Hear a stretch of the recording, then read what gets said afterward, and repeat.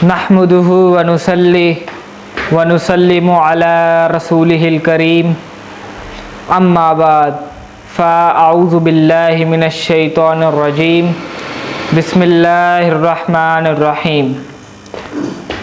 मोहतरम नाज़रीन, जिस तरह के आप जानते हैं मुहर्रमुल हराम का महीना चल रहा है और आप जानते हैं कि इस महीने में ऐसा कौन सा सानेहा हुआ था कि मुहर्रमुल हराम का महीना मुसलमानों के लिए एक मुक़द्दस महीना बन गया। उस बारे में आप जानते हैं कि हज़रत इमाम हुसैन अलैहिस्सलाम को शहीद कर दिया गया, उनके अहलो अयाल समेत। जब उनकी शहादत हुई, उस शहादत के पीछे क्या वजह थी?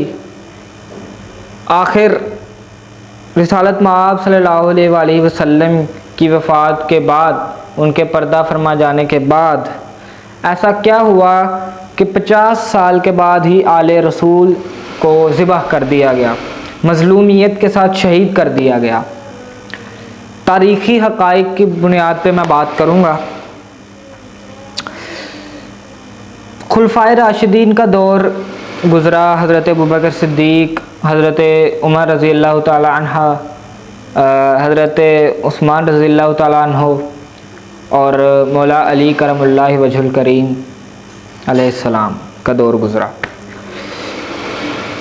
हज़रत अमीर मुआविया के साथ मौला अली करमुल्लाह वजहुल करीम अलैहिस्सलाम की जंग भी हुई सियासी मामलात पर, और मौला अली करमुल्लाह वजहुल करीम अलैहिस्सलाम हक़ पर थे। हज़रत मुआविया ने खरूज किया, बगावत की खुलफ़ाए राशिद के ख़िलाफ़। उनके हम उस तर्ज़ अमल को बगावत बोलते हैं और खरूज बोलते हैं। एक सहाबी होने की निस्बत से सब वो शितम नहीं करते, अपनी ज़ुबान को हम बंद रखते हैं कि उनकी रसूलुल्लाह से डायरेक्टली निस्बत है। इस बुनियाद पर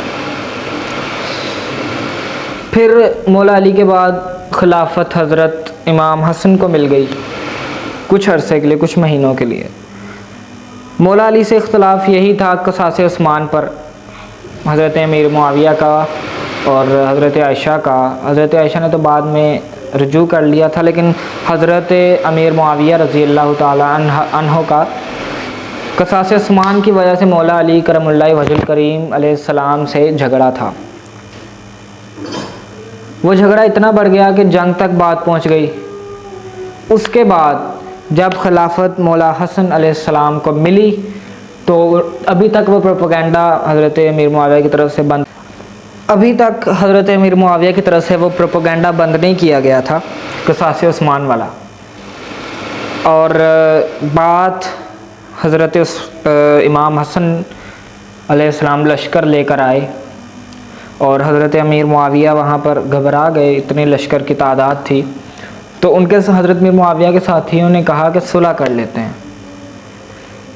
ठीक है, सुलह का मुआहिदा हो गया। हज़रत इमाम हसन ने खिलाफत, उसको हम खिलाफत नहीं बोलेंगे, हुकूमत हज़रत अमीर मुआविया के सुपुर्द कर दी, क्योंकि खिलाफत 4 खुलफा तक थी, उसके बाद हुकूमत ही थी। हम हज़रत अमीर मुआविया को खुलफ़ाए राशिदीन में से नहीं मानते। ठीक है, खिलाफत मिल गई, उसके साथ शराइत तय पाई। उसमें से एक शर्त ये थी कि वो जो हुकूमत है वो हज़रत अमीर मुआविया अपनी औलाद को नहीं देंगे। ठीक है, शूरा व बैनहुम के तहत, ठीक है, मुसलमानों के आपसी मशवरे के तहत अगला खलीफा मुंतखब, अगला हुक्मरान, खलीफा नहीं हुक्मरान मुंतखब होगा। ठीक, हज़रत इमाम हसन ने खिलाफत सुपुर्द कर दी। फिर उसके बाद क्या हुआ कि हज़रत इमाम हसन को कत्ल कर दिया गया, शहीद कर दिया गया जहर देकर। कोई ख़बर नहीं, कोई उनके वहाँ पर ये हज़रत उस्मान के क़सास की बातें कर रहे थे। हालांकि हज़रत उस्मान मौला अली के दौर में शहीद हुए ही नहीं, मौला अली तो बाद में आए थे, और ये मुतालबा कर रहे थे मौला अली से। हालांकि मौला अली की हुकूमत में शहादत हुई नहीं हज़रत उस्मान की, लेकिन हज़रत अमीर मुआविया के दौर में मौला हसन को कत्ल कर दिया गया और कुछ खबर ही नहीं, क़सास नाम की चीज़ ही नहीं। 2 नंबरी थी ना, उधर मुतालबा कर रहे हैं और इधर मुतालबा नहीं है, इधर खामोशी है, क्यों? हमारा ये सवाल है। मौला अली को कत्ल कर दिया गया। बहरहाल डीप जाने की ज़रूरत नहीं है, आगे चलें। यजीद को खलीफा बनाने की, हुक्मरान बनाने की काविशें शुरू कर दी गई। रिवायात में आता है, तारीख़ी अखबार हाथ में आता है कि हज़रत अमीर मुआविया ने लोगों को कहना शुरू कर दिया कि मेरे बाद मेरा बेटा खलीफा बनेगा, हुक्मरान। मैं बार बार खलीफा का वो ज़ुबान पर एक लफ्ज़ है, हुक्मरान बनेगा। लोगों से बैत ज़बरदस्ती उनको कायल करना शुरू कर दिया कि यजीद बनेगा, यजीद बनेगा, और यजीद की बैत लेना शुरू कर दी। बहुत से लोग, बल्कि तकरीबन काफ़ी लोग यजीद की बैत कर चुके। ठीक है, पावर यजीद के पास थी, और वफ़ात के बाद यजीद ताकत के ज़ोर पे, तलवार के ज़ोर पे खलीफा मुंतखब, हुक्मरान मुंतखब हो गया। अब डर की वजह से काफ़ी लोगों ने, काफ़ी जिनमें सहाबी भी शामिल थे, उन्होंने बैत कर ली यजीद की डर की वजह से। ठीक है, तो वो बात के मसाइल हैं, उनको भी आज के मौका पे डिस्कस नहीं करूँगा मैं। फिर उसके बाद ये बात जब मौला हुसैन अलैहिस्सलाम तक पहुँची तो उन्होंने बैत से इनकार कर दिया। ठीक है, बैत से उन्होंने कहा मैं बैत नहीं करूँगा। क्यों? क्योंकि ये तलवार के ज़ोर पर हुकूमत थी, और एक इस्लामी रियासत कभी तलवार के ज़ोर पर कायम नहीं होती। ये उसूल हैं, इस्लामी हुकूमत कायम होने के उसूल हैं। ठीक है, आज़ादाना इंतखाबात होंगे, शूरा से काम लिया जाएगा, मशवरे से। ठीक है, उसके बाद अवाम को इजाज़त दी जाएगी कि वो हुक्मरान का इंतखाब करे, जब चाहे हुक्मरान को हटा सकती है, हुक्मरान से सवाल करे, माल जो होगा हुकूमत का वो अवाम की अमानत होगी, उससे ख़र्च नहीं किया जाएगा, इस्लामी असूल, इस्लामी कानून नाफिज किए जाएंगे। ये इस्लामी हुकूमत के उसूल हैं, और ये बात इस्टेब्लिश हिस्ट्री, ठीक है, मुत्तफ़क़ल तारीख़ से साबित है। शिया सुन्नी इत्तफ़ाक़ है कि यजीद की हुकूमत में इनमें से एक काम भी नहीं होता था। ठीक है, हम अखबार हाथ पर नहीं जाते, उसके ख़िलाफ़ अखबार हाथ में उसकी ज़ात के हवाले से, ज़ात जैसी भी हो, हमें है हुकूमत से मसला। अगर हुकूमत ठीक होती तो फिर इतना वो नहीं था। ये हुकूमत बादशाही में कन्वर्ट हो गई थी, और इमाम हुसैन ने अपनी बारीक नज़री से जांच लिया था कि अगर आज मैंने बैत कर ली तो आने वाली उम्मत में इस्लामी हुकूमत, इस्लामी रियासत की बजाय बादशाहत कायम हो जाएगी। ठीक है, अब तलवार के ज़ोर पे हुकूमत कायम करना, खाना मतलब हुकूमत के माल में से खाना, अवाम को इजाज़त ना देना, अवाम से अपनी तारीफ़ें सुनना, अवाम जब आपके ख़िलाफ़ हो जाए तो उनको डराना धमकाना, बल्कि कत्ल कर देना। इमाम हुसैन को ख़त आए कि बैत कर ले वरना आपको कत्ल कर देंगे, आता है रिवायात में। उसके बाद बहुत से लोगों ने कूफा से इमाम हुसैन को ख़त भेजे कि आप यहाँ आएँ, अपनी मुहिम चलाएं यजीद के ख़िलाफ़, अपनी एक पार्टी कायम करें, क्योंकि यजीद की हुकूमत इस्लामी असूलों पर नहीं थी। अगर हुसैन बैत कर लेते तो आज भी वही हुकूमत होती जो यजीद के दौर से चलती आ रही थी। ठीक है, तो इमाम हुसैन चल पड़े, करबला पहुँचे, और आगे उनको शहीद कर दिया गया, सिर्फ इस बुनियाद पे कि बैत नहीं की। ओ भाई, इस्लामी रियासत कायम ही तब होती है जब अवाम को आज़ादाना तौर पर उनके राय को लिया जाए। ठीक है, इमाम हुसैन बैत नहीं करना चाहते थे तो तुम क्यों ज़बरदस्ती करते हो? इमाम हुसैन पर पानी बंद कर दिया गया, उन पर जुल्म हुआ महज इस वजह से कि उन्होंने बैत नहीं की। अजीब, ये मुत्तफ़क़ल हिस्ट्री है, मैं कोई बात आप मुर्रिख़ीन को पढ़ लें जाकर, ये हिस्ट्री है, उसूल हैं इस्लामी हुकूमत कायम होने के। इमाम हुसैन को शहीद कर दिया गया।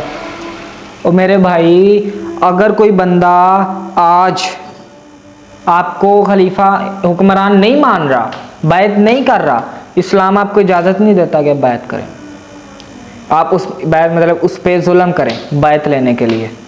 اسلام نے زیادہ نہ رائے، بلکہ وہ میں نے بینہم شورا کی وہ آیت ہے، اس میں اللہ تعالیٰ نے ایمان والوں کی نشانیاں بتائی ہیں۔ اس میں اللہ تعالیٰ نے کہا کہ مسلمانوں کے آپسی معاملات آپس کے مشورے سے ہوتے ہیں، مشورے سے حکومت قائم ہوتی ہے۔ تم نے زبردستی آ کر اقتدار سنبھالا اور اوپر سے آل رسول پر ظلم کر رہے ہو، عجیب تماشا ہے، بات سمجھ میں نہیں نہ آ رہی۔ اور بہت سے لوگ آج بھی یزید کا دفاع کر رہے ہیں کہ بھائی یزید نے تو حکم ہی نہیں دیا، اور میرے بھائی ٹھیک ہے، اخبار احاد میں آتا ہے، پہلے درجے کی روایات ہیں، بعض نے ضعیف بولا ان کو جن میں حکم کا وہ ذکر ہے، چھوڑو۔ بولا علی کی حکومت میں حضرت عثمان کو شہید نہیں کیا گیا، اس کا قصاص تم اور تمہارے بڑے مانگتے ہیں۔ ادھر امام حسن کو شہید کیا گیا، امام حسین کو، آل محمد کو، حضرت عباس کو، پورا خاندان، پوری اہل بیت آل محمد کو قتل کر دیا گیا، اور یزید کو خبر ہی نہیں، اس کو پتہ ہی نہیں کہ میں نے بدلہ لینا۔ یہ ایسے ہی ہے، سانحہ ماڈل ٹاؤن ہوا اور حکومت کہہ رہی ہے ہمیں پتہ ہی نہیں، پولیس خود ہی آ گئی، سب کو مار دیا اور چلے گئی، اور حکومت کہہ رہی ہے ہمیں پتہ ہی نہیں ہے، حکومت انکار کر رہی ہے۔ یہ وہی بات یہاں پر ہوئی ہے، وہ یزید نے کی تھی، حکومت یزید کہہ رہا ہے مجھے پتہ ہی نہیں ہے، اور ادھر ابن عباس نے، وہ کیا نام ہے اس کا، ابن سعد نے، ابن عباس نے، ابن سعد نے قتل کر دیا علیہ رسول کو، اور تمہیں پتہ ہی نہیں ہے۔ چچا زاد بھائی تھا یہ جو ابن سعد ہے نا، یزید کا چچا زاد بھائی تھا، اقتدار دیا ہوا تھا، آزادی دی تھی، قتل کر دیا اس نے، کیا کریں اب۔ عجیب بچکانہ روش، ابھی بھی لوگ یزید کا دفاع کرتے ہیں، رضی اللہ تعالیٰ عنہ علیہ السلام، پتہ نہیں کیا کیا کچھ، اللہ تعالیٰ ان کو ہدایت دے۔ امام حسین کا پیغام یہی ہے کہ ظالم کے خلاف کھڑے ہونا ہے، ظالم کی بیعت نہیں کرنی۔ آپ کو پورا اسلام نے حق دیا ہے کہ آپ اپنی مرضی سے، اگر آپ نہیں چاہتے بیعت کرنا تو ٹھیک ہے، آپ وہ روایات پیش کرتے ہیں نا، مولا علی نے 6 مہینے بیعت نہیں کی، خبر واحد ہے، اس کو ہم اتنا وہ نہیں مانتے اسٹیبلشڈ، ٹھیک ہے۔ حضرت ابوبکر صدیق نے پیچھے بندے تو نہیں بھیجے نا کہ جاؤ بھائی بیعت نہیں کر رہے، یہ بات ہے ساری۔ ادھر یزید بندے بھیج رہا ہے، عجیب، ابھی بھی آپ ان کا دفاع کرتے ہو۔ او بھائی خدا را خود سوچیں، امام حسین کے پیغام کو دیکھیں، ظلم کے خلاف کھڑے ہونا ہے، ظالم کی بیعت نہیں کرنی، اسلامی قانون نافذ کرنا ہے، اسلامی قانون کی جو پاسداری نہیں کرے گا اس کی ہم بیعت نہیں کریں گے، سیدھی بات ہے۔ تو امام حسین کا پیغام کربلا نے ہمیں یہ دیا، ہم رو تو لیتے ہیں ان کی یاد میں، مگر ہم ان کا پیغام بھول چکے ہیں۔ اللہ پاک ہمیں ہدایت دے، ہمیں حسینیت سمجھائے، حسینی کردار سمجھائے، حسینی ایمان عطا فرمائے، حسینی محبت عطا فرمائے، اور یزیدیت سے دور رکھے۔ ہمارا حشر آل محمد کے ساتھ ہو انشاءاللہ، اللہ سے ہم دعا کرتے ہیں، اور جو یزید کا دفاع کرتے ہیں ان کا حشر یزید کے ساتھ ہو، پھر ہم یہی بولیں گے، ٹھیک ہے۔ تو ہمیں سمجھنا چاہیے کردار حسین کو، کربلا کو، یہ کیوں ہوئی، ہسٹری کو پڑھنا چاہیے۔ موٹی موٹی باتیں میں نے آپ کو بیان کر دی ہیں، زیادہ ڈیپ نہیں گیا میں، اور بھی بڑے معاملات ہوئے ہیں، ٹھیک ہے نا۔ یہ یزید اپنے گھر سے ہی پلا ہے، تربیت گھر سے ہی ہوئی ہے اس کی، ڈیپ نہیں جاتا میں، بہت سے بعد میں معاملات کھل جاتے ہیں۔ اللہ پاک ہمیں عمل کی توفیق عطا فرمائے، حسینیت سکھائے، حسینیت میں جینا اور مرنا سکھائے۔ امید ہے میرا پیغام آپ تک پہنچ گیا ہوگا، اور میری ویڈیو بھی آپ کو اچھی لگی ہوگی۔ اب مجھے اجازت دیں، ہمارے اس چینل کو سبسکرائب کریں، ویڈیو کو لائک کریں اور شیئر کریں، اور ہمیں سپورٹ کریں تاکہ ہمارا یہ پیغام دنیا تک پہنچ سکے، اور ہم آپ تک نئی ویڈیوز اور نئے علمی کنٹینٹ آپ کے لیے لاتے رہیں۔ وما علینا الا البلاغ۔ السلام علیکم۔